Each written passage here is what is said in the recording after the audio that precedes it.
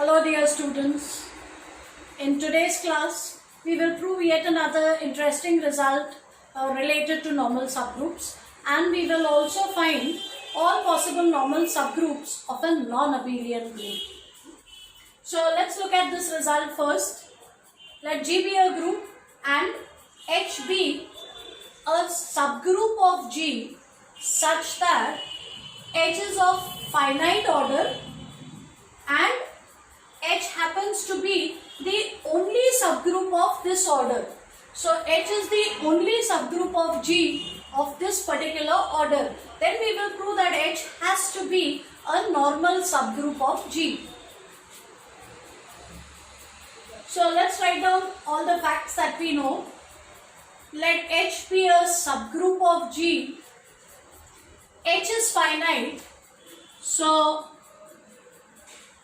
let us say that the order of H is M, and more importantly, H is the only subgroup of G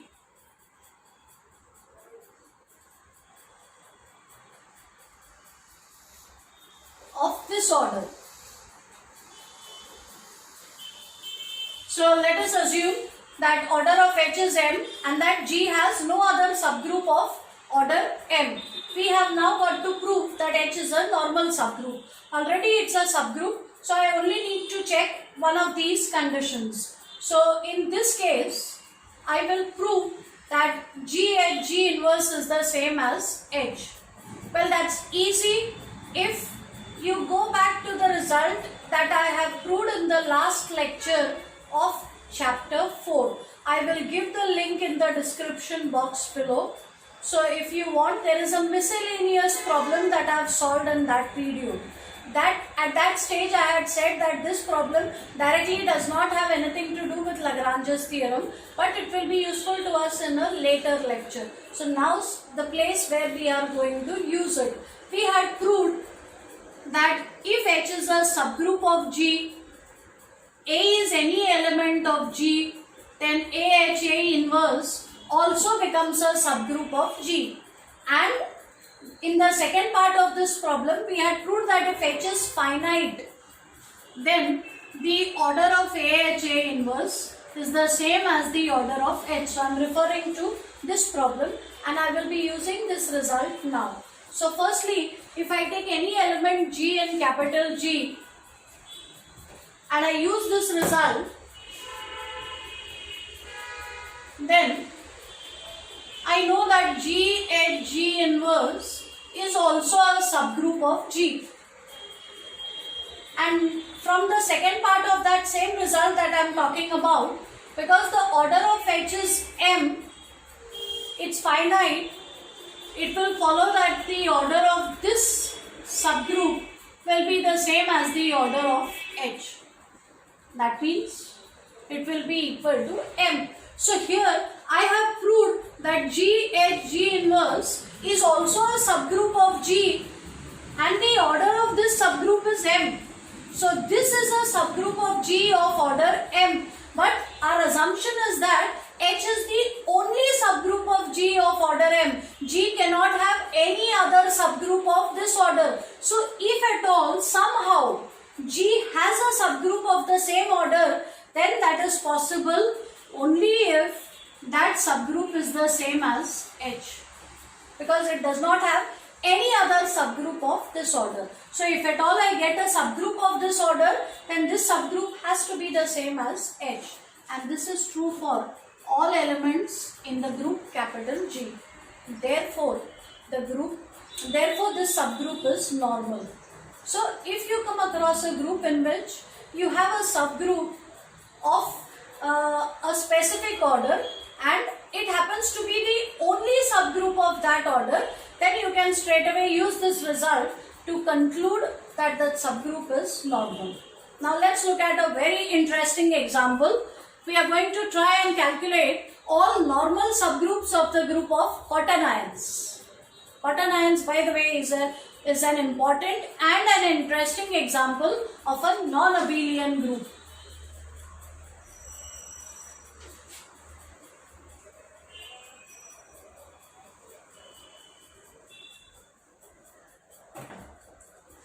So let us find all subgroups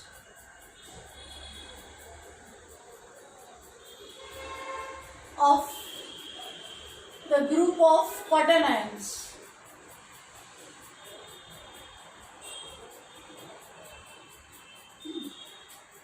So firstly, let me list all the elements in this group.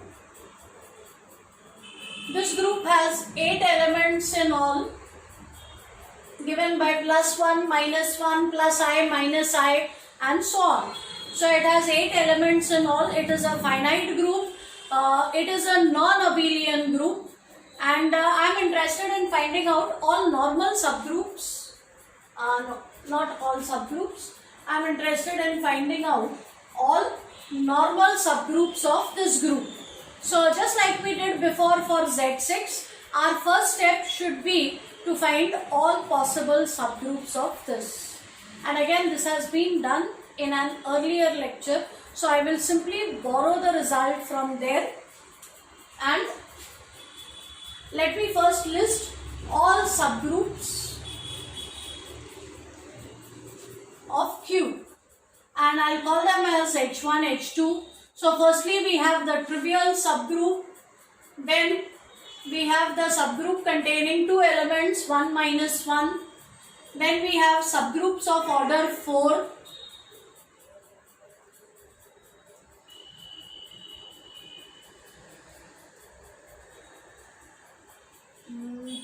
H5 plus -1 plus -k, and the improper subgroup Q, the whole group. Now let's look at it one by one. We have 6 subgroups for this group. This group is not abelian. If it had been abelian, I could have used the result that every subgroup of an abelian group is normal. So all of them will also become normal subgroups. However, I cannot use that result because it's not an abelian group. So I need to use something else. Now recall that in the at the very beginning of this lecture, I mentioned that trivial subgroup and improper subgroup are always normal. So H1 is going to be normal because it's the trivial subgroup. H6 is going to be normal because it is the improper subgroup. The trivial subgroup and the improper subgroup are always normal subgroups. So 2 down, 4 to go. We need to check whether the remaining 4 groups are normal or not. So I will come to H2 at the end. Let me look at H3.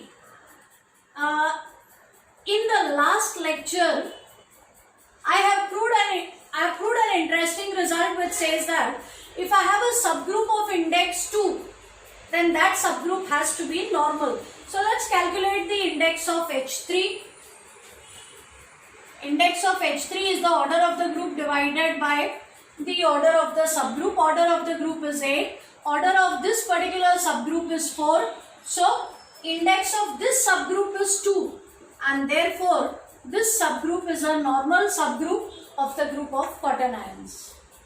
H4 and H5 have the same size. So index of H4 will also be 2. Index of H5 will also be 2, and therefore H4 will be a normal subgroup of Q. In your books you can actually write down these arguments in detail. Why H4 is a normal subgroup, why H5 is a normal subgroup. And now lastly, let's come to H2. So maybe before I give away the answer, you can pause your video and think about what happens to H2. Do you think H2 is going to be a normal subgroup? Think about it. So, okay, if you are done thinking, then let's look at H2. H2 is a subgroup of Q of order 2, and notice that this is the only subgroup of order 2. So by the theorem that I have just now proved, H2 has to be a normal subgroup of Q. So here all 6 subgroups for some reason or the other become normal subgroups. So here is an example of a group in which every subgroup is normal, but the group is not abelian. So this tells us that the converse of the theorem that we stated earlier, which theorem? Every subgroup of an abelian group is normal. So here I have a group for which every subgroup is normal, but the group is not abelian. Therefore, converse of that theorem is not true in general. We'll come back in the next lecture with a few more properties. That's all for now. Thank you.